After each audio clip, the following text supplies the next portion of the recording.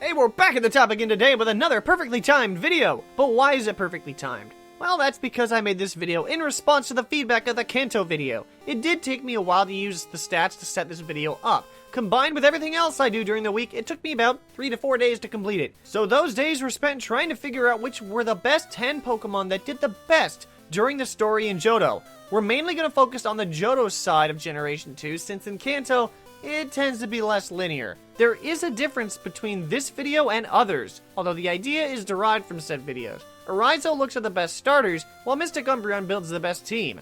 This series focuses on and tries to find the top 10 best Pokemon team options using a stat formula looking at all of the important matchups, such as gym leaders, your rival, Team Rocket, and the Elite Four. The formula takes in consideration the matchup with each individual Pokemon on a scale that adds and subtracts numbers depending on the matchup.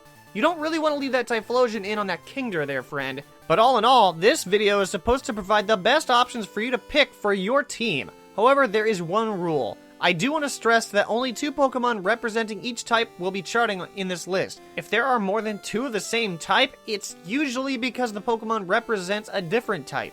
Just to let you know. So without any more delay, let's dive into the top 10 best Pokemon for your Johto team. Let's go!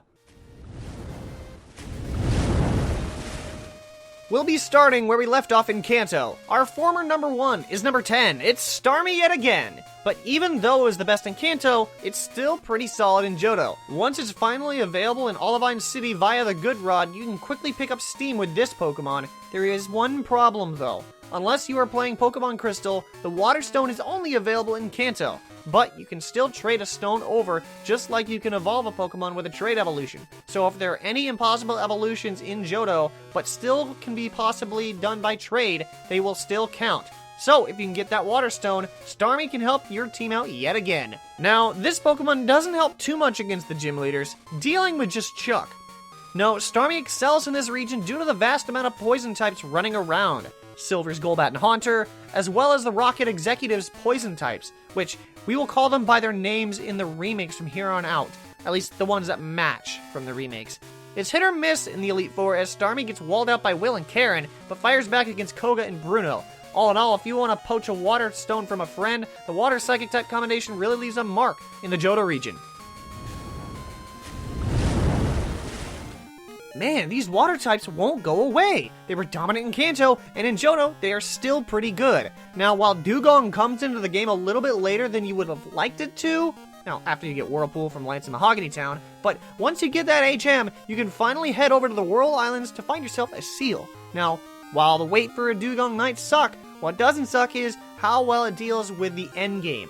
Its only gym battle, Claire, it dominates in because the Ice type hits the Dragon type for super effective damage, and it hammers nearly the entire Pokemon League bar Bruno. It's not really the Water type that defines Dewgong, it's more so the Ice type that gives its power. So if you can't get a Water Stone from someone, why not give Dewgong a shot? You only got one shot. Do not miss your chance to blow. This opportunity comes once in a lifetime. There's only one Eevee you can get in the game. Well, technically you can breed one, but that's just the logistics. Don't mind that. More importantly, you're gonna have to run up and down Goldenrod City for 2 hours because I remember having to do that myself in Heart Gold to get an Espeon one time. Oh boy. But out of all 5 evolutions, the new one, Espeon, is the better of the 5. Dealing with Morty, Chuck, both Silver's Golbat and Haunter, and once again, another Psychic type runs a brainstorm right through Team Rocket. It takes down everyone. Petrel, Ariana, but not Archer. He packs 2 Dark types. Fall back. Despite all of this glory, Espeon really does only well against Koga and Bruno in the Elite Four, and has a harder time against Will's Psychic types and Karen's Dark types. It's a very strong Pokemon, but it can backfire at the worst times. Be careful.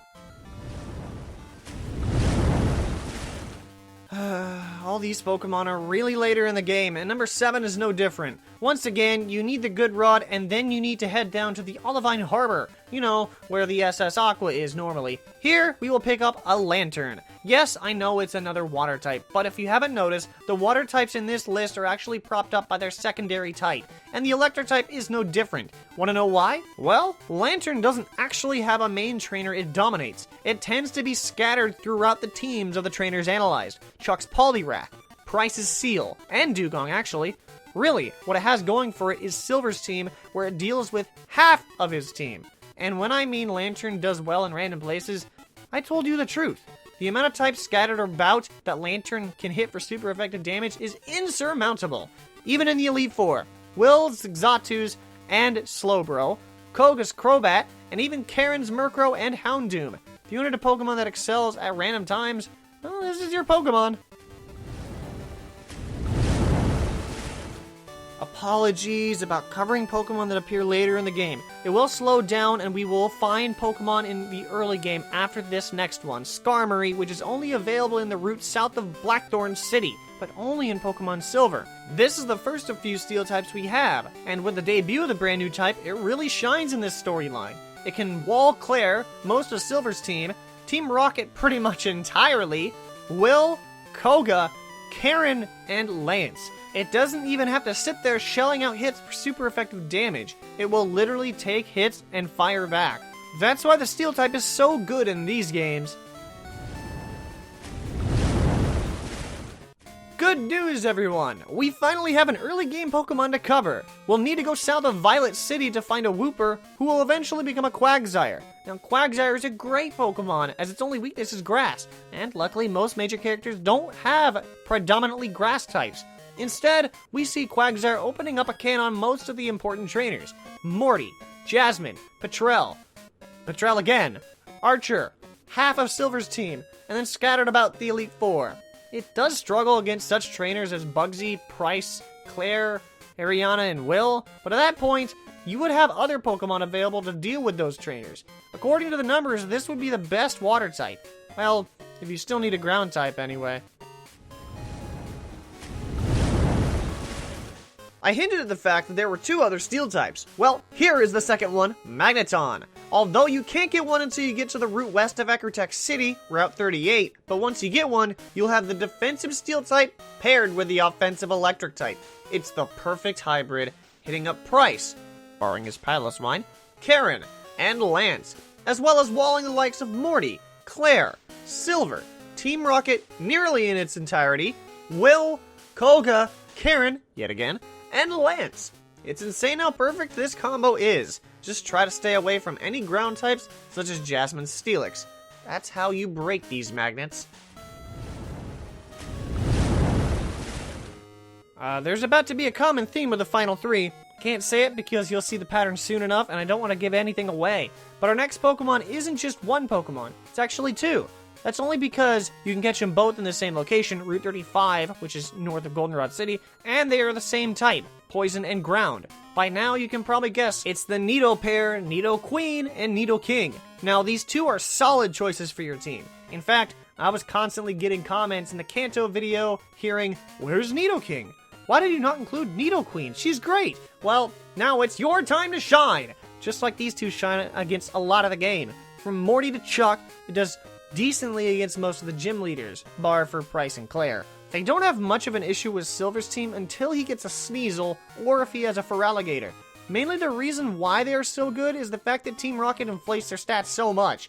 So many poison types.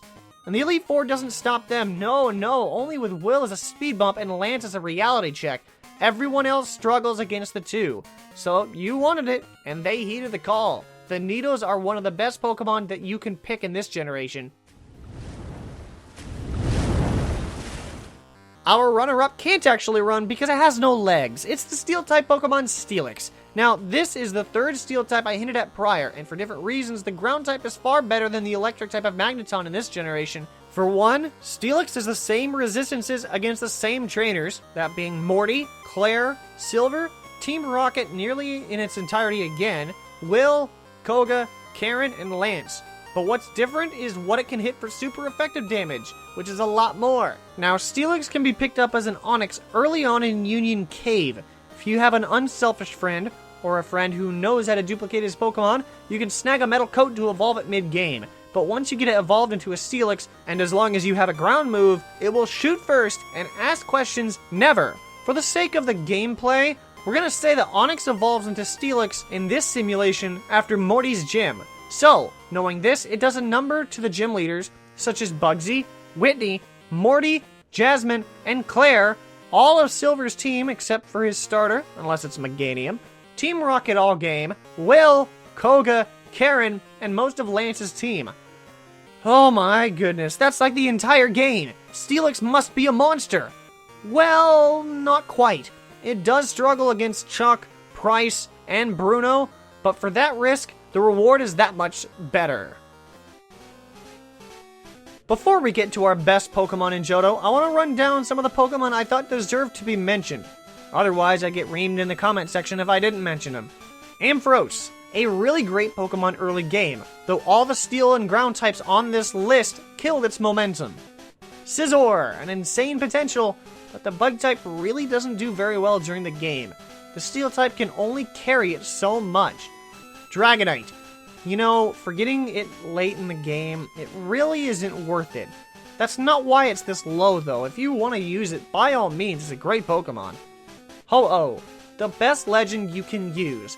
If you have gold, of course, but its double weakness has crippled it. Typhlosion, it's undeniably the best starter in Generation 2. If you plan on using your starter and want an easier time, pick Typhlosion. Now, who is the best Pokemon of Johto? Let's find out. And here we are, after all of this, we get down to what is deemed the best Pokemon for your Johto team.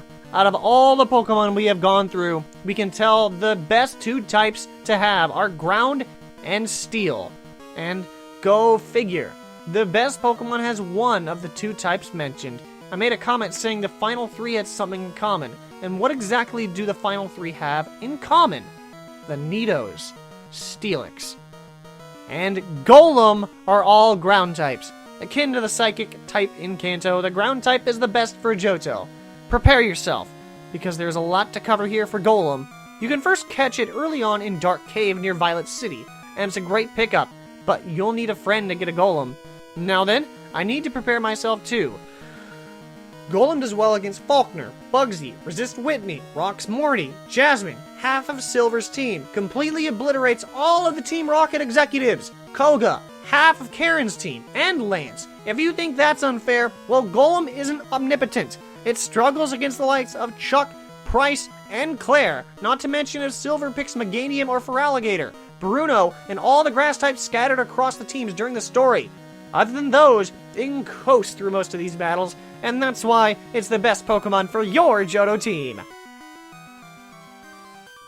But with that will wrap up the top 10 best Pokemon for your Johto team. Did I miss a Pokemon? Be sure to let me know in the comment section below, as I'm open to seeing all types of opinions. That's how we spark conversation. If you enjoyed and want to be the best, be sure to drop a like and subscribe to start the climb today. With that, I want to thank you for watching, and I'll catch you back at the top later on, because that's how we do what.